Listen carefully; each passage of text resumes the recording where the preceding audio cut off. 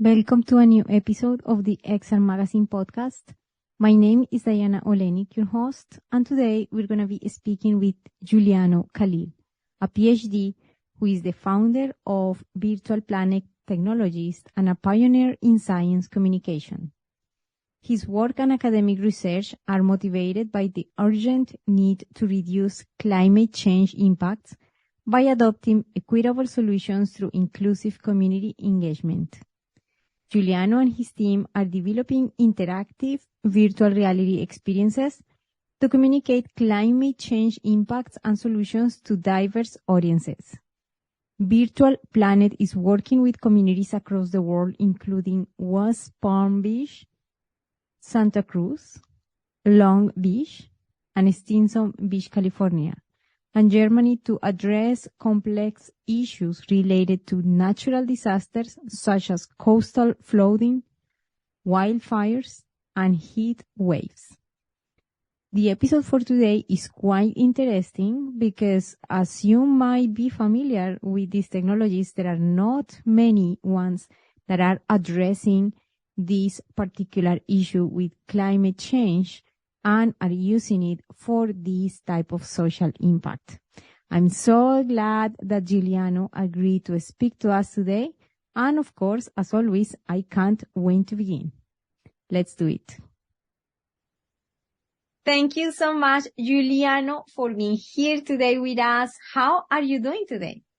Thank you so much, Diana. So great to see you today. I'm doing okay today. It's been, I live in Santa Cruz here in the central coast of California, and we've been through a kind of a rough patch recently with all these atmospheric rivers. We had like 9 of this, huge rainfalls hitting us.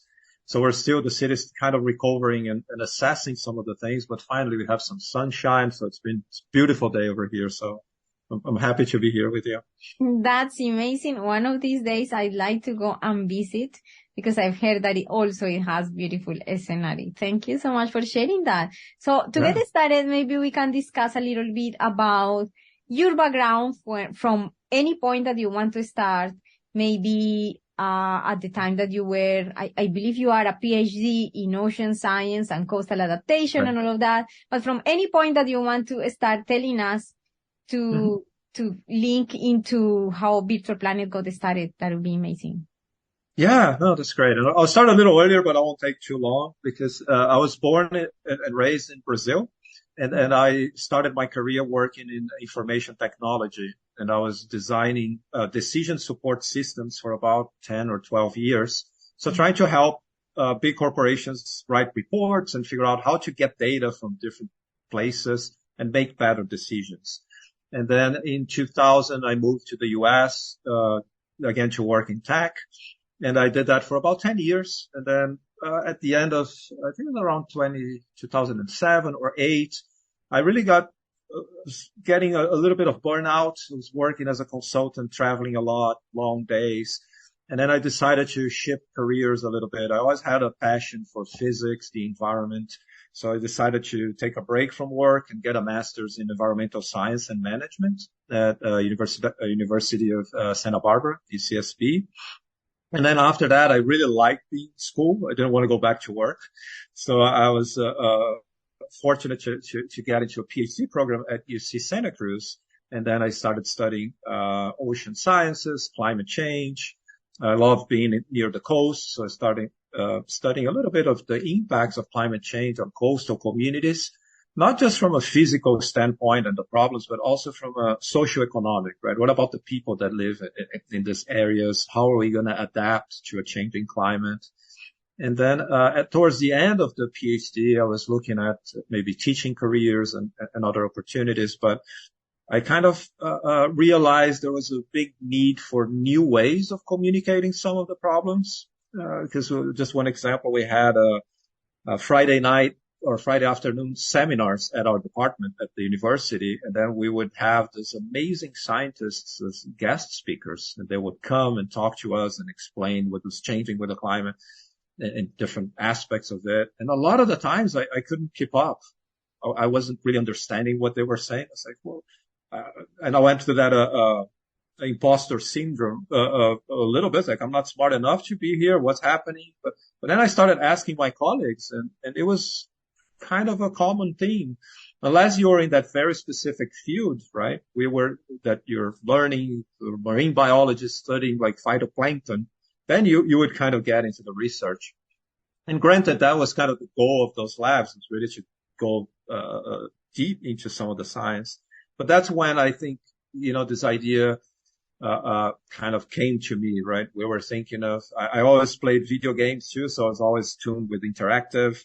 The PlayStation VR was coming out, I think around, I don't remember the year, but it was around 2017, I want to say. But I was playing that, and then the drones came out. I got a drone. I was flying the drone on the coast, taking like this beautiful aerial images, photographs. And then I thought, wow. And then I came home, I was playing a game in VR. I was like, whoa, why can't we use some of those beautiful images, bring it into VR, and maybe start communicating some of these issues that way? So that's kind of how I got to the idea. Oh, maybe I can, there's something here. And then I called some people and kind of went from there. Wow, it sounds amazing, because it sounds that it was also born out of a passion yourself, like using these technologies and seeing what could be out of there, and mixing it or crossing it, creating this intersection with this problematic that happens sometimes with in certain areas with the climatic change, part of your research and your investigation. So can you tell us a little bit about your particular implementation of research that you have done now with actually virtual reality, and how you started to use it? Yeah, so we started, and then after I've kind of had that idea, I called some colleagues, and we actually had to wait a little bit because we couldn't do everything we wanted with the Oculus Go when it came out. So when the Quest finally, like, okay, now we can evolve, and we're pushing, the technology to its limits too, because we have this like 3D models that we create and put it in there. So, but the process it's I like to say it's like a co-creation. So we meet with the coastal community.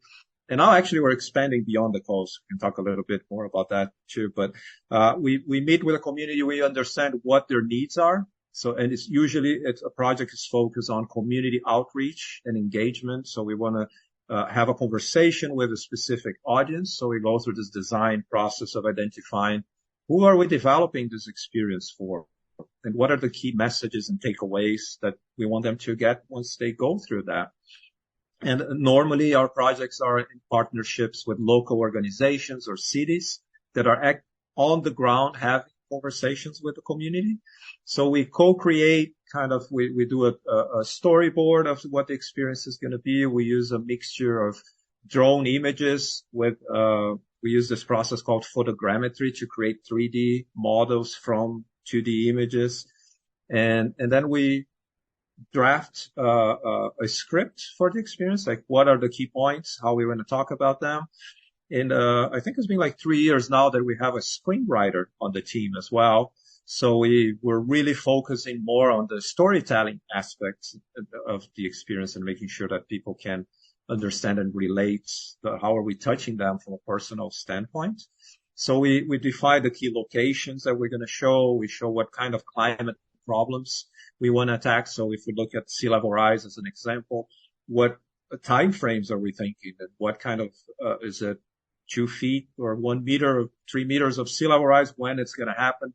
And we're always, by the way, very grounded on science. So we don't do, we don't show cities underwater just for, as a communication tool, because it's not going to happen in our lifetime. So let's focus on what's pressing, what's coming in the next, 30 to 50 years, and also focus on some of the solutions. So we identify all those different components of the experience.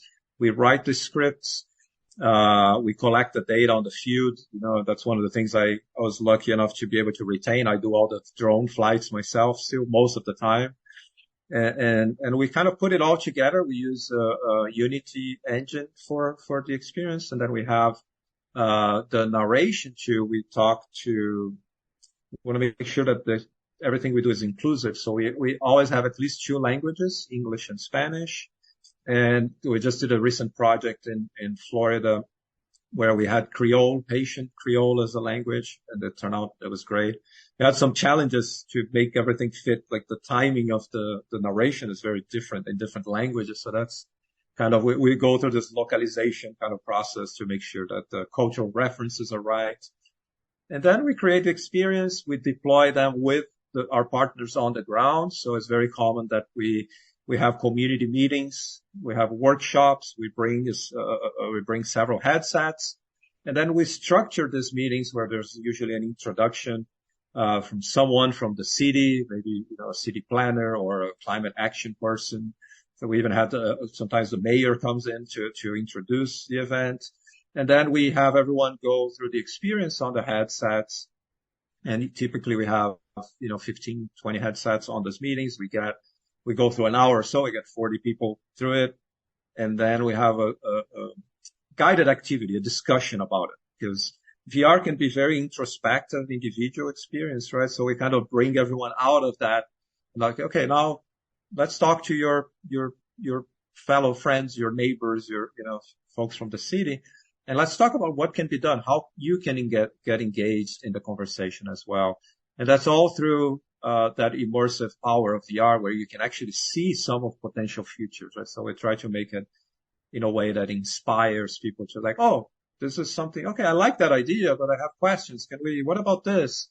So we find that conversations are much richer after they go through the VR compared to traditional communication methods. And I can talk a little bit more about the research we're doing on that too, but. Yeah, definitely. It's super, super interesting because it actually takes, as you mentioned, the highlight into consideration the opinion of the final user, the community, and engage them inside to create this type of brainstorming of ideas on how the problem can be tackled around involving everybody, not just the city planning, making their own decisions, isolated, which typically that happens in government sections, that they made their decisions based on the problematic or designs that are standards. But the community is actually the major part of how the success of a project can come to, to fruit or not. So I want to highlight that this is giving the opportunity to that, and that you are using these for actually these plans that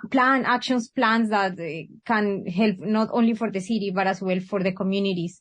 So in terms of the actual problematic or actual situations that happen, could you expand a little bit more on the research and this part that you mentioned that have been the fit part into the process of the creation of the experience?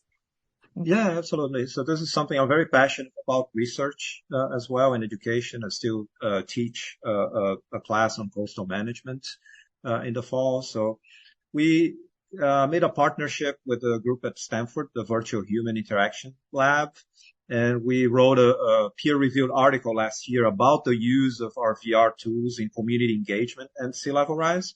And it was I can send you the link to the paper. It was a great review of the literature of how virtual reality is being used to create pro-social behavior change, to create empathy, but also in disaster preparedness. And so there's some good references and some studies that have been done in the past that we're finding similar results through our research as well, showing where you see things in virtual reality, it physiologically, even you react as of what you're seeing is real, right? I think our audience here is very familiar with that feeling, right? That VR kind of moment and everyone has that, one moment that most people can relate to is like, oh, I saw that in VR. That's when it hit me.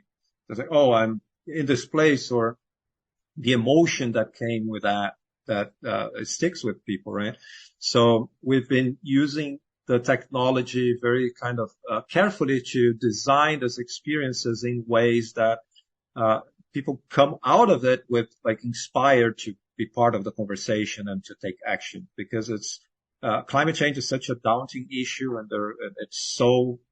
and it also accelerates so many other problems that we're already having to tackle that it can be very easily to fall into despair and curl into a ball and like, I can't deal with this, right? So we try to make it interesting and interactive and always focusing on the solutions at the end of the experience so people can come out of it with more, inspiration. And there is a researcher, from, King's College in London, Cruz, and he's doing some really interesting research on how we make decisions and polarization and things like that. And he found that more than 98% of all the stories related to the environment are negative in nature, right? And it's kind of expected because everything is a little bit of a mess right now.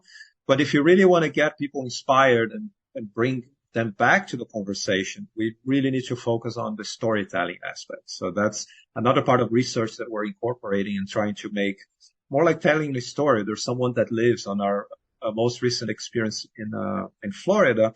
We're looking at the impacts of sea level rise in 3 parks that are owned by the city.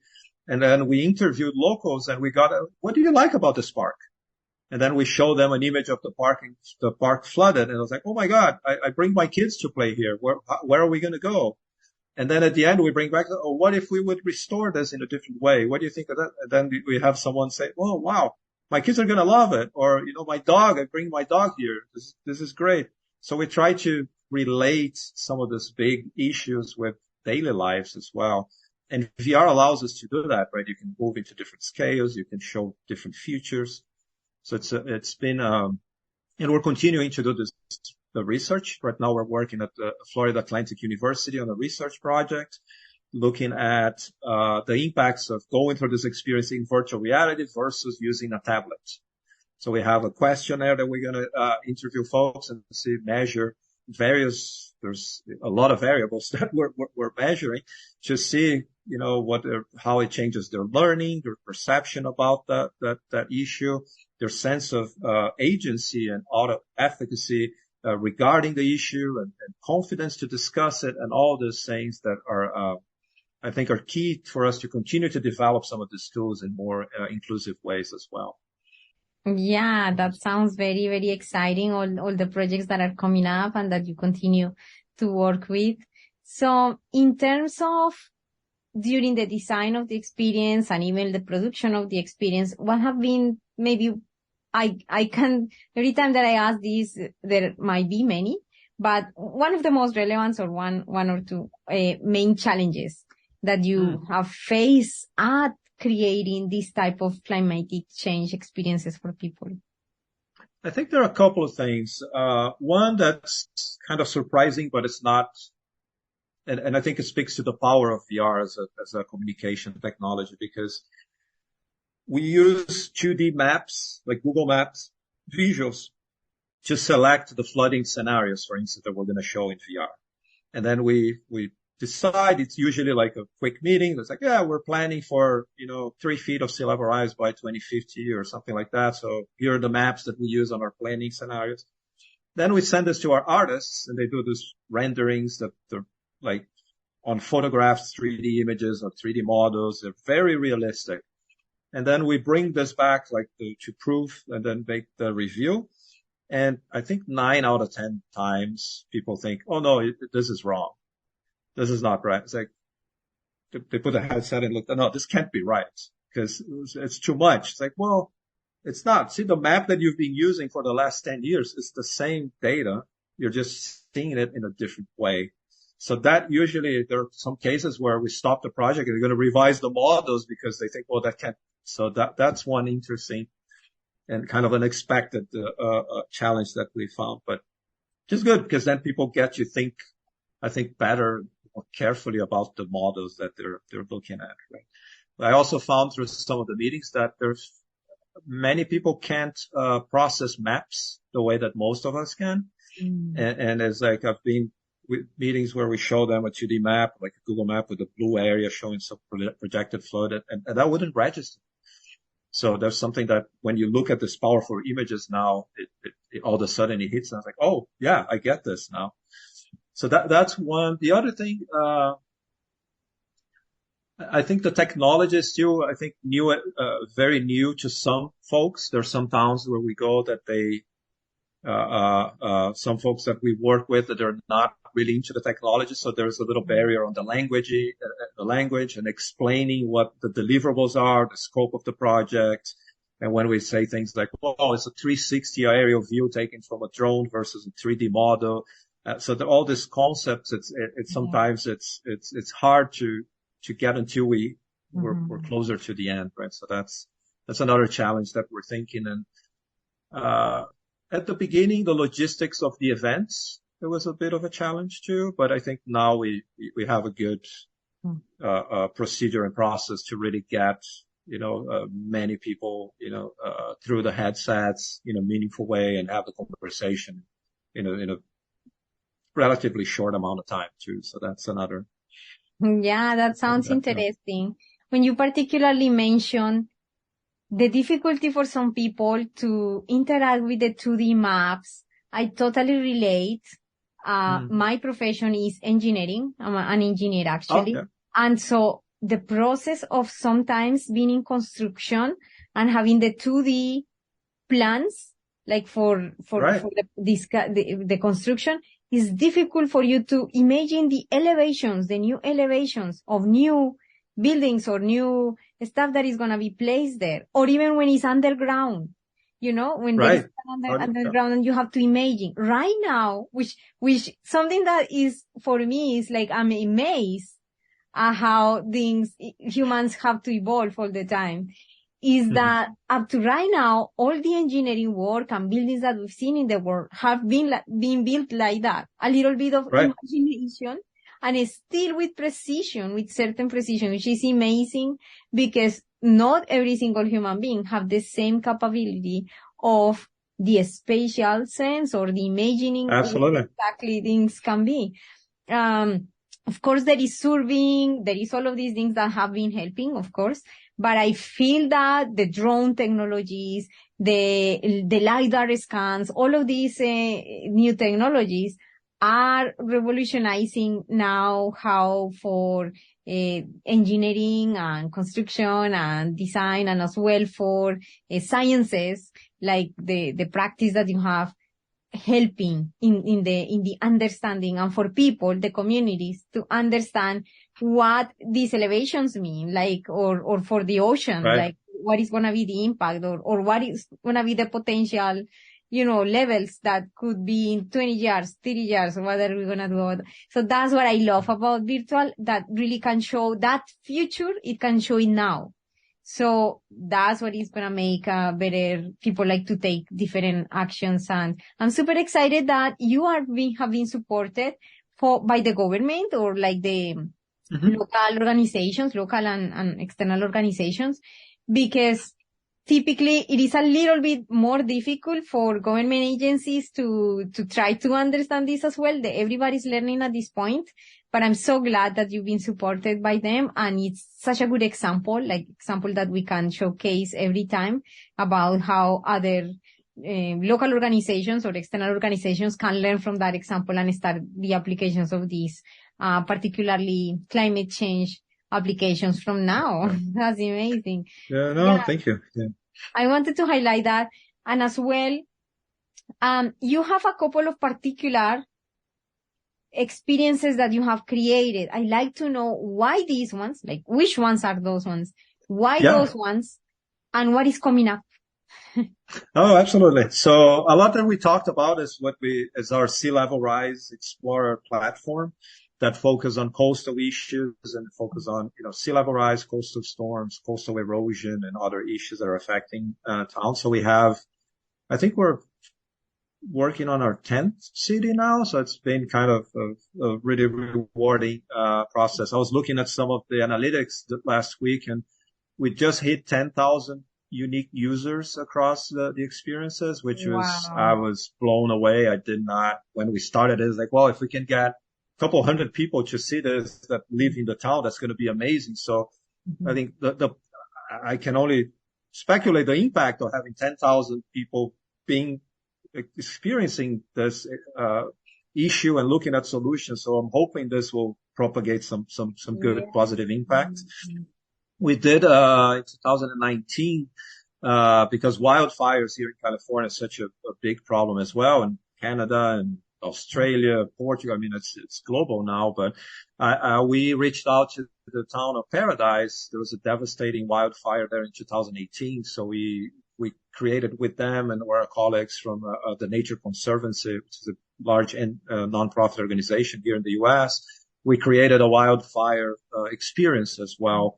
And that was super interesting because the folks in the city they asked us to create a scene where you're in the forest as the fire comes. And I was really worried about that. I was like, well, that's going to trigger people. And like, you really want to do that? I was like, well, we'll make sure that folks that live here know that that's going to be included. But if you haven't seen or experienced, people have no concept what that's like. So we worked with them and we created a wildfire version that was really good. I think it had a good impact as well. And we again talk about solutions, right? Maybe we can create buffers about some of this around some of this towns that are on in wildland, what we call the urban wildland interface here. Or maybe you don't rebuild in the same spot, or what can you do, right? So always thinking of solutions. We did create a great experience called Dive, which is a class. Actually, we got a grant from a government action here in California to look at marine protected areas. So there's like national parks underwater. So we created an experience with an animated sea lion. Her name is Marina, and it's for kids. And she talks about the MPAs, the marine protected areas. There is a class curriculum that goes with it. So our partners with Save Our Shores, the local nonprofit, they have 30 headsets and they go through all the like local schools and they teach a class. The kids put the headsets on and then they talk about marine protected areas, why they're important, what can you do there. That hopefully sparks some career interests on them as well. Yeah. And then what's coming next? We're working on a really cool project. I'm super excited. It's called Sensorium. So the idea is to create a combination. It's going to be a physical art installation, but also a virtual reality version where the end state is going to have a conversation with the oceans to understand what's happening, right? But for the first phase, we're creating this immersive visuals focusing on some key issues that are affecting our global oceans now. So overfishing, ocean acidification, pollution. So sea level rise even on the coasts. So we're creating this powerful images. So you're going to go through this installation with sound and projections. And we're collaborating with the Center of Force Majeure at the UC Santa Cruz on that, and also the Allosphere, which is a really good kind of physical installation as well at UC Santa Barbara. So we're in the process of creating some of the scenes and working through that. And also working with a couple of other local towns on sea level rise and some coastal issues now with in lieu of this terrible weather that we had, right? All this rain that I was mentioning when we started. So everyone's kind of, well, what happened? It's been I don't think anyone that lives here and even long timers have ever seen such like tremendous impact in one season, right? So we're like, what can be done? And I'm also working with the city on another kind of side project, super exciting, looking at creating a monitoring network on the coast of our city with cameras and sensors and drones and other things. So we can measure these changes over time and figure, okay, now when is the time to take action? So what are the triggers and what adaptation options? And we're thinking of creating a VR experience for that where you choose your own adventure. So you start in 2020 and then you're in 2025 and the beach is flooding now. So what do you want to do? You want to build a seawall or you want to raise the houses or add sand to and then you do that and you see that future happening. And then you go 20 years in the future, like, oh, that was not a good idea so you learn about trade-offs and in an interactive and immersive way too. So that's another one that I'm looking forward to kind of kickstarting. Wow. I'm super excited about those ones. And actually I find very interesting the use of data. And feeding the data into the experience for like more informed decisions, not only from, the community, which is the educational part, but the actual science, right? Like to combine them actually, not just having the data and read the data and then go do something, but also inside the actual with the sensors and everything and see it in real time and all of that. I am very excited about this. Through storytelling, right? That's the other thing. Our goal is that you come out of this experience engaged with the issue, but not realizing that you just spent like 5-7 minutes learning about sea level rise, right? That's not, it's really like, okay, let's talk about this in a way that makes sense. So. Yes. It's just like experiential, not necessarily theory, but the experiential. Yes. Yeah, absolutely. Absolutely. Yes. Thank you so much. It's been absolutely great to hear about all of these experiences that you're creating. Where can people reach out to you or experience this or get to know more about how they can contribute, how they can try anything from Virtual Planet and to, understand more the impact of climate change through VR? Yeah, absolutely. So our website is virtualplanet.tech. So there's all our experiences are there. You can try the 360 films. There are links to download the VR experiences as well. We also have mobile applications too. And also my email. So, either julianocalil@gmail.com or juliano@virtualplanets.tech. And looking forward, always, open to talk about this and always curious about learning new ways that we can, partner and collaborate. A lot of our projects come from people that call me like, hey, we're thinking of something. What do you think? And then we come up with an idea together. Sometimes we go after the funds together and then we get to do it. So it's a really great, process. Yeah, amazing. Thank you so much for sharing all of these insights, your experience, the journey, and how you are contributing to the world to make it a better place for everybody. So I really love this type of experiences, as I mentioned at the beginning, social impact experiences, in applications of science. All of this is super exciting, and this is a very particular example about that. Thank you so much for taking the time to explain us and educate us today.